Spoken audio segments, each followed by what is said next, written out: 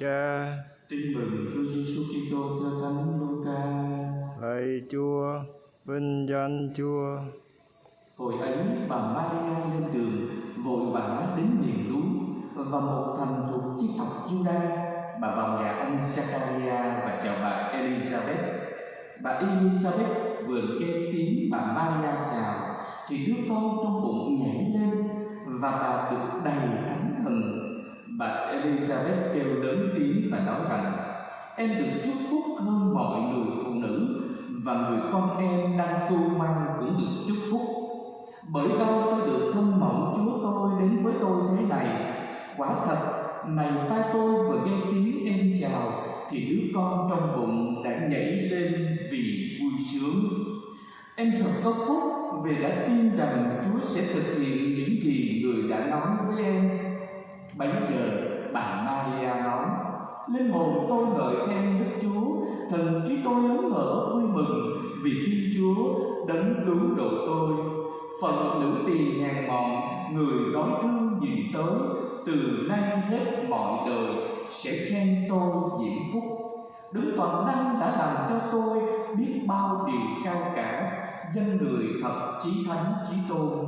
Đời nọ tới đời kia, Chúa hành thương xót những ai kính sợ người. Chúa giơ tay biểu dương sức mạnh, dẹp tan phường lòng trí kiêu căng. Chúa hạ bệ những ai quyền thế, người nâng cao mọi kẻ khiêm nhường. Kẻ đói nghèo Chúa ban của đầy dư, người giàu có lại đuổi về tay trắng.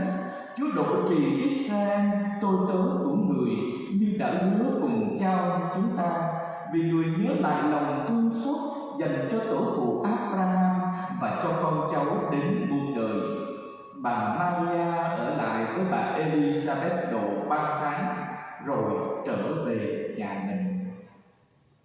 Đó là lời Chúa. Lạy Chúa Kitô, ngợi khen Chúa. Kính thưa quý ông bà, anh chị em và cộng đoàn thân mến, một cái nghiên cứu của trường đại học ở London, nước Anh, vào hồi tháng 6 vừa qua có cho biết như thế này: có 79% những người dân đất nước Tây Ban Nha họ đi tiêm vaccine Covid-19.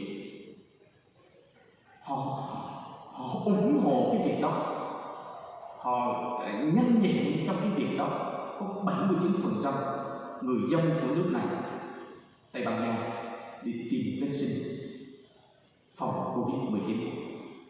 Trong khi đó, tại Pháp có 56%, tại Mỹ có 62% và ở Nhật Bản có 47% thôi. Tại sao ở Tây Ban Nha tới 79%? Với hai lý do.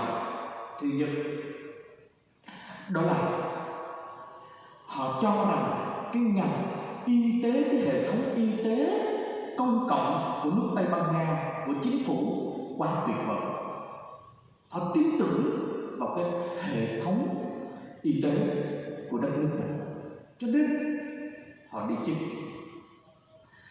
Cái lý do thứ hai đó là truyền thống gắn bó gia đình. Đây là điều mà đang nói. Có một bạn trẻ được phỏng vấn như thế này: tại sao anh đi chích ngừa Covid, chích vaccine ngừa Covid-19? Anh nói như thế này: bởi vì tôi muốn quan tâm đến người nhà của tôi. Tôi không muốn mang cái bệnh này để lây lan trong gia đình của tôi, cho nên tôi đi chích. Và đặc biệt ở nơi nước Tây Ban Nha, 55% những người ở độ tuổi 25 đến 29 luôn luôn sống với cha mẹ của mình, sống với ông bà của mình. Họ có một cái nếp sống truyền thống gắn bó gia đình như thế, cho nên họ bị chích vaccine Covid-19 để phòng ngừa cho mình là một và biệt hơn, đó là phòng ngừa không lây lan cho những người thân yêu của mình nơi gia đình. Họ ra khỏi cái tôi của mình để nghĩ đến người khác, quan tâm đến người khác, lo lắng cho người khác. Hình ảnh đó mời gọi chúng ta thấy lại nơi bài tin mừng này. Bài tin mừng này chúng ta thấy Luca nói với chúng ta, khi mẹ Maria nghe bà Elizabeth trong những ngày chuẩn bị sắp sinh, ông Thánh Gioan tại giảng, mẹ vội vã lên đường đến với người chị họ của mình là Elizabeth. Mà trong khi đó mẹ đang mang thai Chúa Giêsu 3 tháng rồi, mà đường đi ở xứ Palestine sỏi đá, đồi núi, nhưng mẹ không nghĩ đến mình mà nghĩ đến người chị họ của mẹ, đó là bà Elizabeth. Một sự quan tâm, lo lắng, phục vụ, chia sẻ của mẹ Maria khi mẹ vội vã lên đường thăm người chị họ của mình, ở lại đó 3 tháng để chăm sóc người chị họ của mình là bà Elizabeth. Quả thật là hình ảnh của mẹ Maria nơi bài tin mừng ngày hôm nay lại mời gọi mỗi người cho chúng ta sống lấy tâm tình của mẹ Maria, sống lấy tâm tình của mẹ Maria để mẹ có thể đi lên trời cao cả hồn lẫn xác. Thì mẹ đã đi con đường đời thường hết sức của mẹ, đó là một con đường biết yêu thương, biết quan tâm, biết chăm sóc. Chính cái con đường đời thường đó của mẹ Maria nó dẫn đến con đường lên trời cao của mẹ ngày hôm nay. Bản giáo hội mời gọi chúng ta mừng lễ mẹ hồn xác về trời. Cũng thế, để chúng ta có được cái con đường lên trời cao thì chúng ta phải đi con đường đời sống thường ngày của chúng ta. Con đường đó là con đường chúng ta đi chợ, con đường đó chúng ta là con đường chúng ta đi học, con đường đó là con đường chúng ta đi làm, con đường đó là con đường chúng ta gặp gỡ bạn bè, những người thân yêu của chúng ta. Nhưng con đường đó nó được dệt bằng chính tình yêu, bằng chính sự phục vụ, bằng chính sự nhân ái, bằng chính sự sẻ chia, bằng chính sự cho đi, bằng chính sự bao dung và tha thứ của chúng ta. Nơi chính đời sống thường ngày của chúng ta, nơi chính gia đình của chúng ta.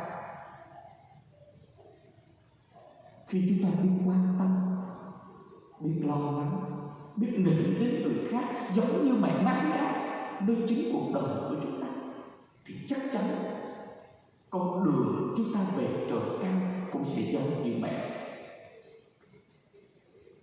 cũng giống như mẹ. Vậy hôm nay giáo hội mời gọi chúng ta mừng lễ mẹ hồn xác về trời, mời gọi chúng ta sống lấy hai tâm tình này. Thứ nhất,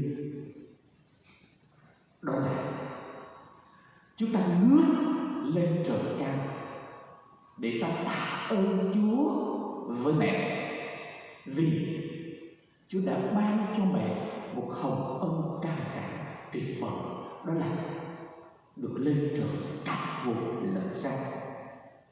Điều thứ hai, đó là chúng ta hãy giữ trong tâm trí của mình hình ảnh mẹ Maria thật dung dị, bình dân, hết sức là đời thường của mẹ. Khi mẹ biết quan tâm đến người khác, mẹ đã lặn lội mấy ngày để đến với bà Elizabeth, chăm sóc, yêu thương, lo lắng. Thì chúng ta cũng xin mẹ cho chúng ta có được cái hình ảnh đó của mẹ trong cuộc sống của chúng ta. Một hình ảnh biết yêu thương, biết quan tâm, biết chia sẻ, biết phục vụ những người thân yêu của chúng ta, đời chỉ dạy của mình. Đó chính bản thân của mỗi người trong chúng ta cũng không ngừng biết siêu mẹ cho chúng ta có được tinh thần phục vụ và yêu thương nhiều hơn nữa giống như mẹ. Để rồi mai này chúng ta cũng sẽ về với mẹ giống như mẹ đã một lần trong đời mình sống lại tâm tình về việc cảm nhận được cái hồng ân Chúa ban tặng. Đó là được cả hồn lẫn xác về trời. Với lòng tin đó, giờ đây chúng ta đứng lên tuyên xưng lòng tin của mình.